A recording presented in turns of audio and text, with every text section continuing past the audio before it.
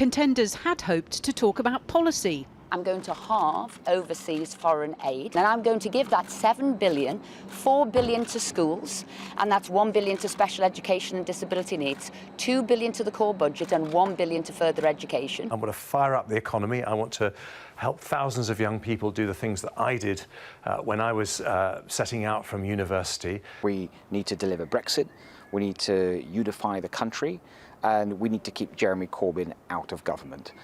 Michael Gove had hoped the one interview he gave today would be about his plans to replace VAT. But time and time again, he found himself apologising for using cocaine when he was a journalist. Should you have gone to prison? Well, I was fortunate in that I didn't, but I do think that it was a profound mistake, and I've seen the damage that drugs do. I've seen it close up, and I've also seen it in the work that I've done as a politician. And that's why I deeply regret the mistake that I made. But this isn't just about one man's indiscretion. Many see it as another example of one law for the middle classes, another for everyone else. And an article Mr. Gove wrote around the time he was using cocaine has been resurrected as proof of his hypocrisy. Middle-class professionals may be able to live with, manage and control drug use much as they have grown used to managing adultery. But it is a little less easy to cope with the consequences of illegal drug use or family breakdown in South Shields than it is in South Hampstead. Then, when he was Education Secretary, teachers found in possession of Class A drugs like cocaine faced a lifetime ban from working with children. No talk of any sanctions for Mr. Gove. Another contender for the leadership, Sajid Javid, has won the backing of Ruth Davidson, the Scottish Conservative leader. He insists when it comes to Class A drugs, all are equal before the law. Do you think people who use cocaine should go to prison? People who use cocaine do go to prison. They all, not Michael Gove. Well, again, I'm not talking about an individual, but in general, we know what the laws are. If you are caught possessing Class A drugs, I think the maximum offence is something like up to 7 years. Now, that's always a matter for the courts and the prosecution and the authorities as an independent matter. But the point is, the reason we have these laws against drugs is because they are highly damaging to society. But has the damage already been done? Are Michael Gove's chances of becoming the next Prime Minister shrinking? So far, he's still very much in the race and is expected to launch his official campaign tomorrow. Well, many of the candidates trying to take over as Conservative leader have made promises today about tax and spending. Our economics correspondent, Helia Ebrahimi, has been looking at the numbers and joins us now. So, Helia, tell us first, what is on offer? Well, Boris Johnson is saying that he's going to refuse to pay the £39 billion divorce bill. Today, Michael Gove said he's going to scrap VAT. Meanwhile, Jeremy Hunt has suggested he's going to double defence spending, and Dominic Raab has indicated he's going to cut income tax. I think it's worth noting, Kathy, that these so-called prime ministerial policy ideas are a little bit thin on detail.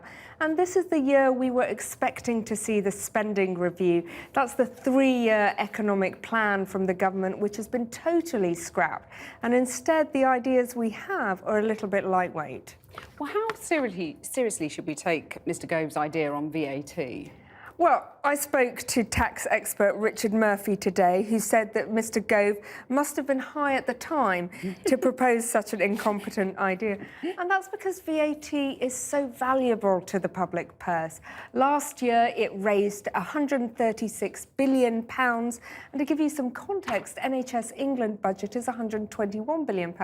So this is an income that the government can simply scrap. Now, Mr. Gove says that a simple sales tax would be better.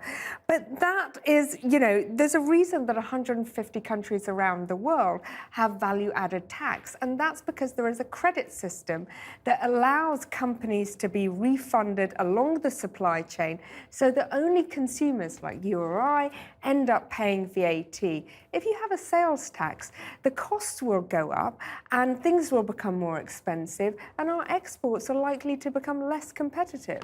different set of billions, 39 billion, that Boris Johnson's saying we would get to keep if he wins.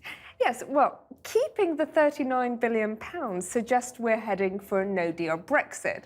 And in that context, you have to look on the hit to the UK economy. Mark Carney has suggested that over 5 years, that hit would be £93 billion.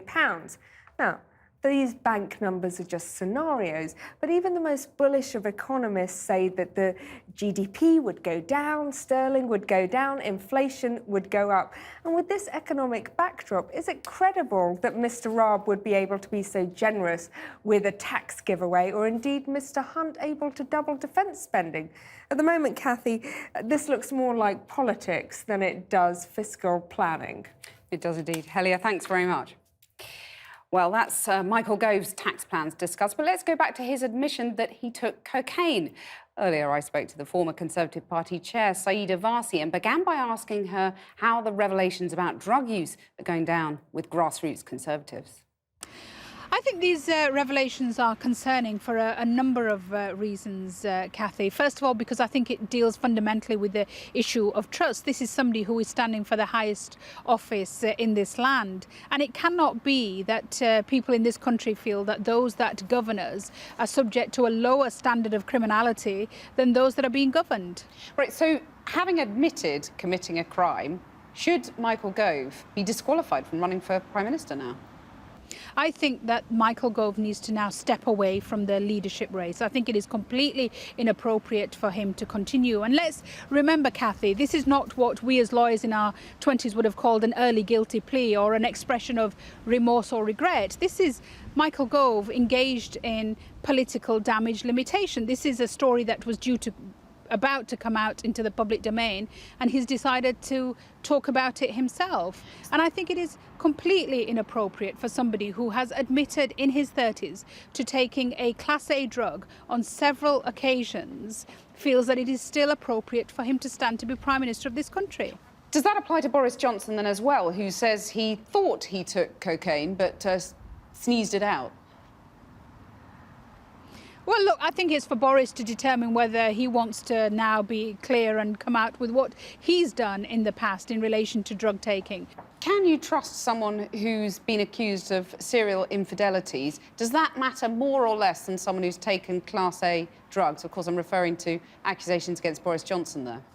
Look, I'm not going to go into each and every individual case, but I think there is always a distinction between those people who are engaged in things that are legal but inappropriate and unacceptable, and those that are admitting to committing clear criminal acts, which with Class A drugs carries a custodial penalty of nearly 7 years. In my 20s and 30s as a lawyer, Cathy, I saw many young people going to prison for possession of Class A drugs. Is the law right on this, though? I mean, when you look at the fact that the majority of the Conservative leadership contenders have admitted taking some form of illegal drugs, shouldn't now be the time to discuss decriminalisation or have some kind of discussion about whether the law is right? I think it's absolutely right that if politicians feel that the time has now come for us to look at the way in which drugs are seen in our society to be different, then let's have that conversation. But this case isn't just about drug taking. It is about trust. It is about hypocrisy of the highest order. And it cannot be that we have somebody who is now mired in this issue of trust and hypocrisy, feels it is still appropriate for him to stand as leader of the Conservative Party and a Prime Minister of this country. You're a former CPS solicitor. Do you think Michael Gove should be prosecuted over this?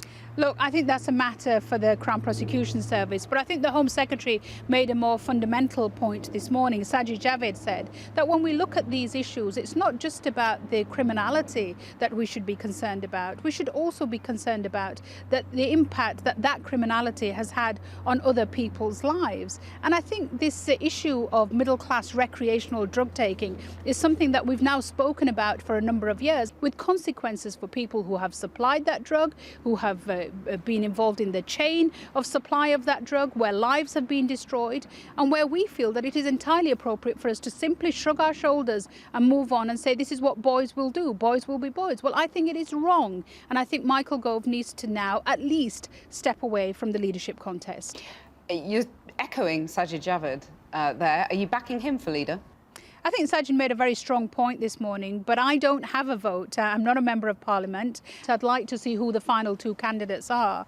But Would you like to see him in the final two? At this point, if there's a candidate that I've been impressed with, who I would like to see in the final two, it's Rory Stewart. You've absolutely stuck your neck out on candidates taking Class A drugs. Have you ever taken Class A drugs yourself? Have you ever taken any drugs? I haven't, Kathy. I'm incredibly boring. In fact, I don't even take the legal variety. I don't even drink or smoke. Baroness Farsi, thank you very much. Thank you.